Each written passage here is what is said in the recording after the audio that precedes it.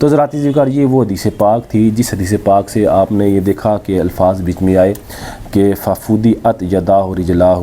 کہ حضرت عبداللہ بن عمر کے ہاتھ اور پاؤں کو توڑا گیا۔ فودیت، حضرت عبداللہ بن عمر کے ہاتھ پاؤں فودیت توڑے گئے، الگ کیے گئے، جوڑوں کو توڑا گیا۔ تو حضرات ذکر اس حدیث پاک سے اگر آپ دیکھیں، اس حدیث پاک میں بہت سے سنہری اصول ہیں، بہت سے سنہری فوائد ہیں جو عمر فاروق رضی اللہ تعالیٰ عنہ نے بیان کیے،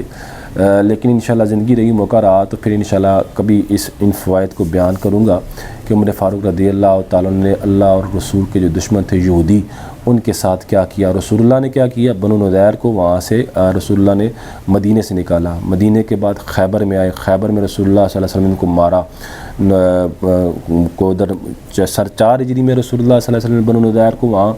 مدینے میں مارا۔ اس کے بعد یہ یہودی تھے، اس کے بعد رسول اللہ صلی اللہ علیہ وسلم نے ان کو پھر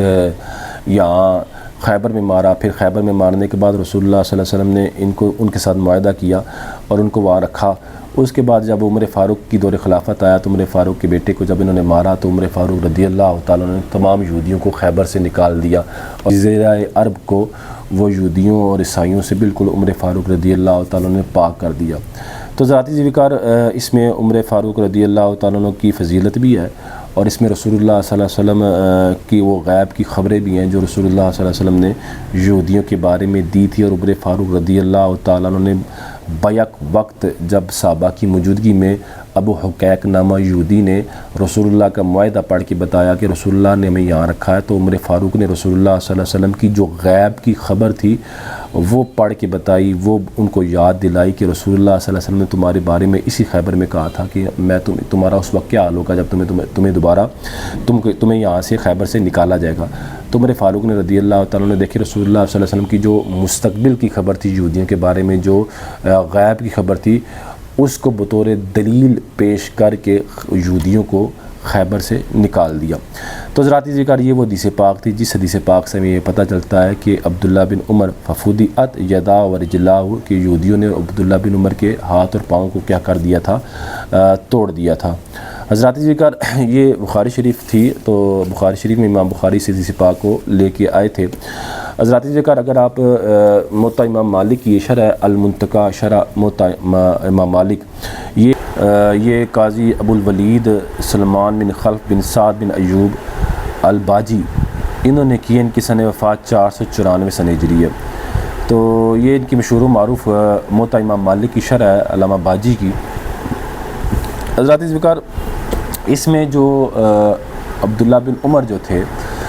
وہ جب میں نے آپ کے سامنے ان کی احادیث پڑھی تھی کہ وہ نماز کے اندر 4 زانو بیٹھتے تھے، 4 زانو، یعنی جب وہ تشہد میں بیٹھتے تھے 4 زانو بیٹھتے تھے۔ اب جو 4 زانو بیٹھنے کی جو ان کی وجہ تھی، اس کی میں نے جو آپ کے سامنے ریزن یا اس کی جو وجہ میں نے بیان کی تھی وہ یہی تھی کہ عبداللہ بن عمر کے جو پاؤں تھے وہ ٹوٹے ہوئے تھے، ان کے پاؤں وہ اپنی جگہ سے ہلے ہوئے تھے، جس کی وجہ سے ان کے پاؤں کا بوجھ برداشت نہیں کر سکتے تھے، اور ان کے پاؤں کے ٹوٹنے اور ہلے ہونے کی جو وجہ تھی یا جوڑوں کے جو کمزور ہونے کی جو وجہ تھی وہ تھی خیبر کے میں ان یہودیوں کا ان پر حملہ کرنا، یہودیوں کا ان کو مارنا، اور وہ حدیث پاک میں آپ کے سامنے پڑھ چکا ہوں۔ اب علامہ باجی جو ہیں وہ عبداللہ بن عمر کے جو 4 زانو بیٹھنے کی جو وجہ ہے اس کو بیان کرتے ہوئے وہ لکھتے ہیں کہ جب علامہ باجی کہتے ہیں کہ وہی جو حدیث پاک میں آپ کے سامنے پڑھ چکوں کہ عبداللہ بن عمر نماز کے اندر 4 زانو بیٹھتے تھے، تو ایک شخص نے جب دیکھا تو اس نے کہا وہ بھی ویسے بیٹھنا شروع ہو گئے، یا آپ کے بیٹے تھے وہ بھی ویسے بیٹھنا شروع ہو گئے، تو عبداللہ بن عمر نے ان کو ویسے بیٹھنے سے منع کیا۔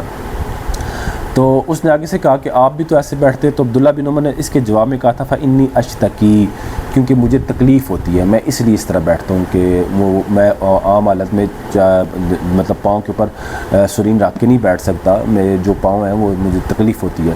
اب اس کی جو اصل میں بتانا یہ چاہتا ہوں کہ علامہ باجی نے جو اشتکی کی جو وجہ بیان کی ہے کہ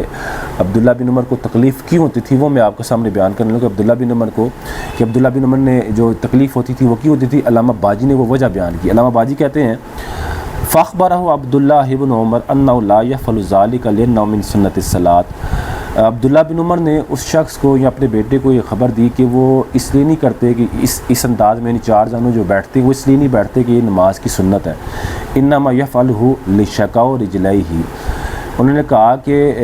عبداللہ بن عمر نے کہا کہ وہ اس لیے کرتے ہیں کہ ان کے جو پاؤں ہیں انہیں تکلیف ہوتی ہے. یفعل لشقاء رجلیہ،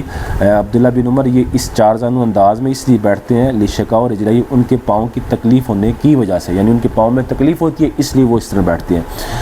اب علامہ باجی اس کی وجہ بیان کرتے ہیں کہ ان کو تکلیف کیوں ہوتی ہے. لِأَنَّهُ كَانَ فُدِيَ بِخَيْبَرَ، کیونکہ خیبر میں ان کے پاؤں کو، ان کے جو ہاتھ پاؤں کیا تھے انہیں توڑا گیا تھا.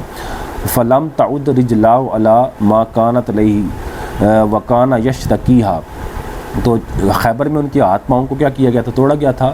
تو ان کے جو پاؤں تھے فلم تعود رجلاہ، ان کے جو دونوں پاؤں تھے وہ اسی حالت پر واپس نہیں آئی جس حالت پر وہ پہلے تھے. یعنی ظاہری بات ہے پاؤں ہل چکے تھے، پاؤں ٹوٹ چکے تھے. وکانہ یشتکی، اور ان پاؤں میں کیا ہوتی تھی، تکلیف ہوتی تھی. فکانہ یجلس فی الصلاۃ علی حسب ما کان یقدر علیہ، تو عبداللہ بن عمر جس طرح نماز میں ان کو قدرت ہوتی تھی اس طرح وہ نماز کے اندر بیٹھ جاتے تھے، جس طرح ان کو نماز میں بیٹھنے میں قدرت حاصل ہوتی تھی اس طرح وہ بیٹھ جاتے تھے. تو حضرات ذکر اصل میں یہ عبارت علامہ باجی کی جو آپ کے سامنے میں نے پڑھی ہے، پڑھنے کا مقصد یہ تھا صرف اس بات کی وضاحت کرنی تھی کہ علامہ باجی نے بھی یہ لکھا ہے کہ عبداللہ بن عمر کے جو پاؤں تھے وہ جو ان میں تکلیف تھی، یا جو ان کے اندر وہ نہیں بیٹھ سکتے تھے، یا جو وہ ان پاؤں میں جو تکلیف ہوتی تھی اس کی وجہ وہ خیبر میں یہودیوں کا آپ کے پاؤں کو توڑنا تھا، آپ کے ہاتھوں کو توڑنا تھا، خصوصاً آپ کے پاؤں کو توڑنا تھا، اس لیے آپ نہیں بیٹھ سکتے تھے. اسی طرح حضرات ذکر اگر